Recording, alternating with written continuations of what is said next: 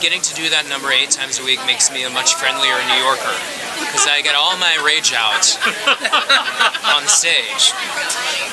So that part feels good. And I've really come to love that number because it used to scare the hell out of me.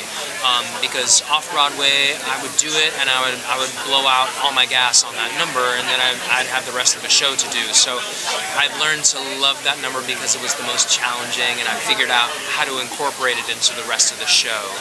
And I love about the show that you get these explosive moments that are sort of big, exciting, theatrical moments, and then we zero in on these little intimate, almost play-like moments in the show.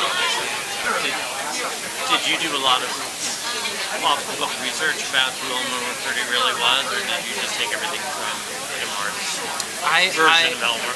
I asked Inmar for any, literature about it, and there was a book by a guy named Mark Svenvold, he collected, all the stories of Elmer's life through newspaper clippings and things like that about his robberies and his death. So he was able to put together a pretty good trace of what his life was. So I read that book, and then I stopped reading it when he died. There was still half a book left, but I was like, oh, well, I don't need to know that. Was there a big transition from Minetta Lane to Longacre for you? The whole year people were like, are you going to Broadway? And well, there was that. Yes. And I kept having to say, I don't know, I hope so.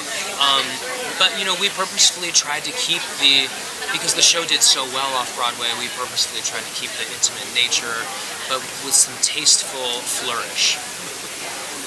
So we have 2 musicals this spring in which the leading man spends much of his time immobile on stage. Yeah. Do you think it's a trend, or? I hope not. I hope it's just coincidence, because it's very hard to do. The score is so wonderful, and now they're just now releasing the Audible. Part 1, we released part 1 of just the songs, because there is an Audible version that exists as well as a radio play. Right. Which, because that's Audible's mission, they record everything that happens. But is that out yet?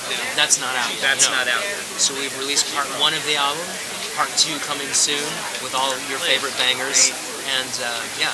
So there ultimately will be 2 things, a cast album and a radio play? Yes. Okay. Yeah. Just wanted to clarify. Beautiful. Congratulations. Thank you so much.